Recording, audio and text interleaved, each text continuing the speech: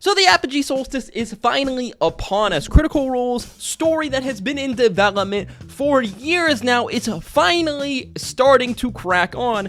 And things are starting to get real in Critical Role. Hello everyone, welcome back to Fraud on the Telly. In today's video, we're going to be discussing and breaking down all of the insanity that happened in Critical Role Campaign 3, Episode 50. As well, we're going to be analyzing and looking at just what's going to happen over the next few episodes in Critical Role. As always, if you enjoyed the video, learned something new, make sure you like, comment, and subscribe. Don't forget to check out some of our other Critical Role and Legend of Vox Machina content. And let's just get into the madness, shall we? Matt Mercer, you tricky man, you. He actually did it. If you've watched our content over the last few weeks, you've seen that we have been predicting, along with a lot of other people on Reddit and online, just what is going to happen in the upcoming Apogee Solstice with Critical Role, the culmination of this big Ruidus arc, the unleashing of an ancient evil, potentially named Perdothos, that apparently is trapped in the moon. And what do you know it? We actually got ourselves a Giga Critical Role crossover. That's right, for the first time ever, we have a crossover of basically all three campaigns of Critical Role so far. That's because in Critical Role Campaign 3, Episode 50, we had a crazy comeback, callback, reintroduction of two characters we are extremely familiar with, Bo and Caleb from the Mighty Nine from Campaign 2. Now, if you've watched one of our mini prediction videos, you know that this was a common theory that Bo and Caleb, or people from the Mighty Nine, would come to help Bell's House here in Campaign 3, and possibly they were even the team from the Shadowfell. I've talked about this theory, I talked about it in the last video we put out. I thought it was possible, but I didn't think it was likely.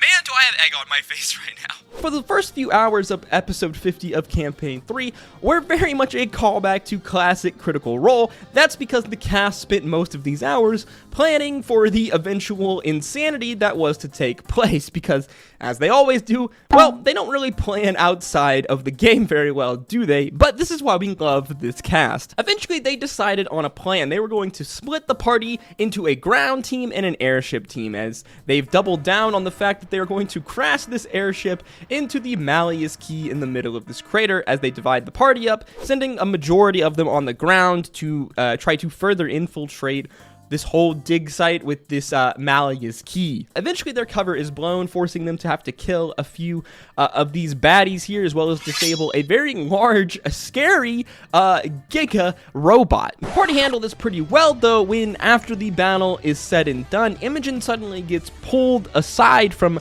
some unknown person, which we come to learn is our girl, Beauregard Lionette, and with her is everyone's favorite dirt wizard, Caleb Widogast. We learned that Caleb and Bo had been in fact working very closely with the Grim Verity because they have been hunting Ludinus. If we remember events from Campaign 2, Bo and Caleb and the rest of the Mighty Nine have a strong dislike and hatred even for the Cerberus Assembly, the cohort of mages, which Ludinus belongs to, and they have been hunting Ludinus for the past few years, following him on this crazy road, this path that he is trying to go down with the Apogee Solstice and everything that's going on with Ruidus and these Malleus Keys. Apparently, it was Bo and Caleb that were with Ren whenever Ren was petrified down before the Malleus Key, and like we said, it was Bo and Caleb who dealt with the Malleus Key in the Shadowfell, though they only managed to slightly disable it, not destroy it completely,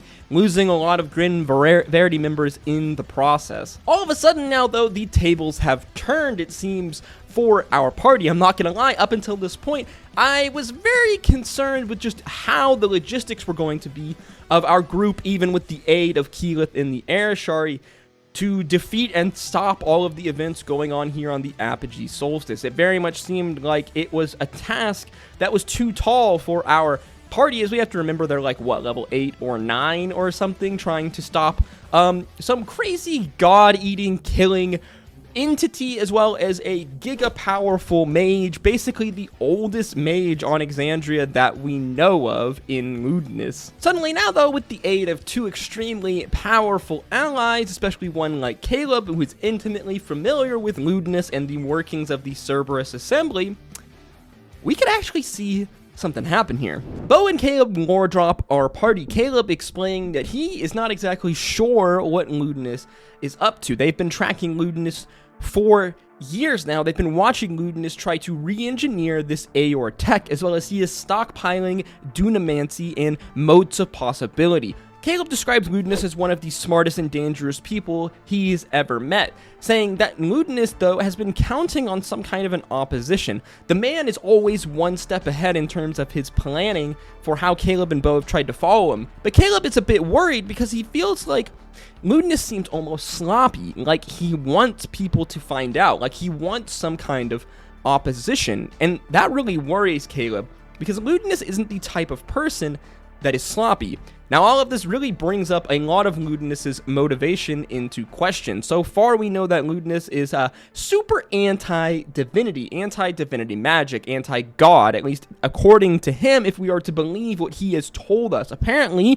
he is as old as the Calamity itself, or at the very least, he somehow has memories from the Calamity, maybe some strange dunamancy beacon stuff going on there. We're not really sure. All we know is that for some reason, Ludinus seems to have a very strong grasp and knowledge of Aeor and Aeor tech. As to me, it very much seems like whatever is going on here with the Malleus keys is intrinsically linked with the Creator Hammer, the weapon, the thing that Aeor had built during the Calamity that was said to be able to destroy, to kill, to erase gods. So up until this point, we've been assuming that Ludinus's goal here is to release Predathos and the Rymora, the Ruidus-born linked strange space entity people, and that Predathos would basically cleanse Exandria, destroying the gods, creating in Ludinus's mind an equal playing field for humans. No longer will they have gods apparently puppeting and controlling them from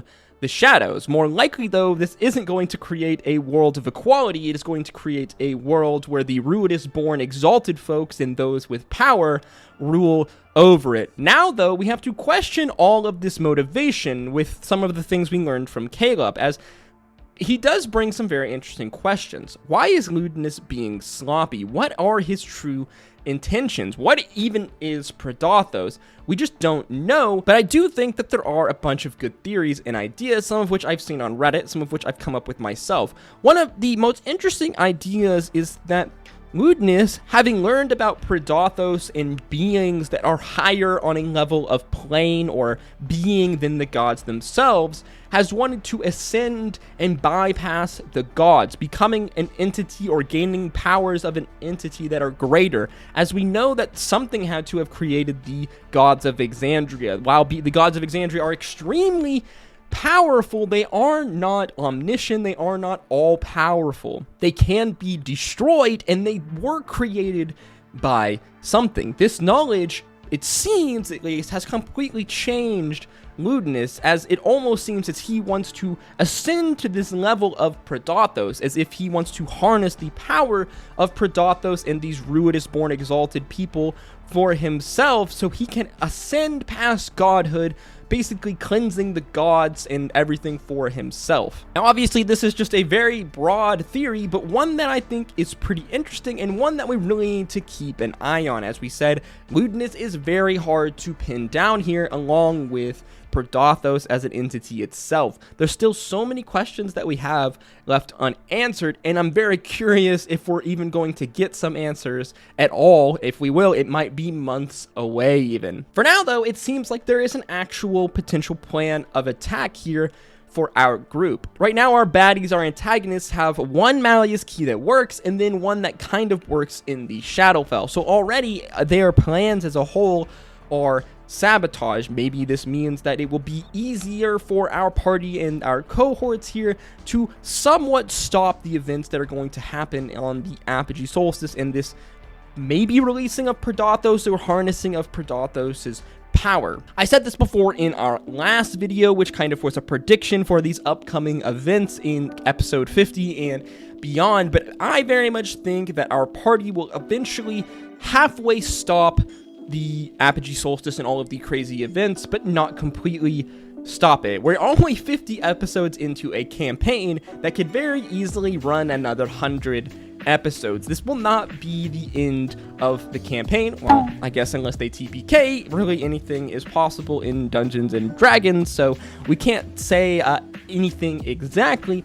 But I believe that this Ruidus arc, this Ludinus arc, is going to continue to extend for easily another 50 episodes, though it may change in its many shapes, forms, and plot points. We have to remember that this whole Ruidus Ludinus arc has been in development by Matt since before Campaign 1. Ruidus and everything that's going on with it has been something that's been lurking in the shadows of Critical Role from the very beginning, and we are just now getting payoff for it. Payoff in a huge way, as for the first time we have seen a crossover like we've never seen before with Critical Role. Campaign 3 is getting super real. I can't wait to see what happens over the next coming weeks. So we're finally getting all of this payoff that we've been waiting over years for, and I just absolutely over the moon, guys. No pun intended. As always, I look forward to reading your thoughts in the comment section down below. If you did enjoy the video or something new, make sure you like, comment, and subscribe, as it very much does help me and the video out, guys. Can't wait to see what happens on the next episode of Critical Role. Stay tuned for more Critical Role content in the future. And as always, guys, I hope to see you in the next one. Is it Thursday yet? Until next time, peace, love, adieu. Wasn't supposed to happen, so much talk around us. We became numb to the yapping. It was like 05, got my license to drive. Picked you up in my pop's car, went for a ride. Couldn't no one tell us nothing. That night was ours. All the stars aligned and you were so damn fine. Yeah, it was young love, young hearts were so pure. We trust love is so